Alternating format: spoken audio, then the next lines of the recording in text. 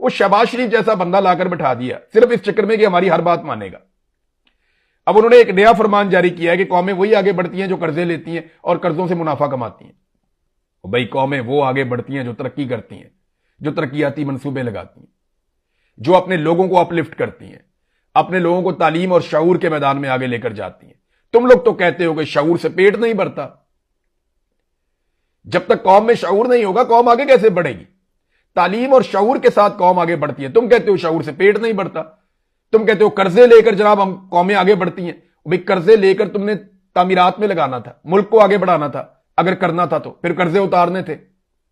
لیکن قرضے لے کر تم لوگ کبھی جہاز لے لیتے ہو, کبھی گاڑیاں لے لیتے ہو, کبھی غیر ملکی ٹورز پہ نکل جاتے ہو, کبھی آئی پی پیز جیسے گھٹیا منصوبے لگا دیتے ہو کمیشن کے لیے. یہ جو آئی پی پیز کے منصوبے ہیں نا, اس پہ سزائے موت ہوتی ہے اگر کوئی بھی مہذب ملک ہوتا تو. ساری زندگی کے لیے جیلوں میں ڈال دیتے سارے ٹپر کو اٹھا کے کہ یہ تم نے کیا کیا پاکستان کے ساتھ. ایک ایک لنک ڈھونڈ لیتے وہ لوگ کہ جناب کہاں سے پیسہ کہاں گیا, کس ملک میں گیا, کیسے گیا اور کس نے یہ پیسہ کھایا. لیکن آئی پی پیز جیسا گھنونا جرم کرنے کے باوجود لا کر ان کو دوبارہ مسلط کر دیا گیا. اب وہ قوم کو بتا رہا ہے جناب قومیں وہی آگے بڑھتی ہیں جو قرضے لیتی ہیں. سارا آوے کا آوے ہی بگڑا ہوا ہے.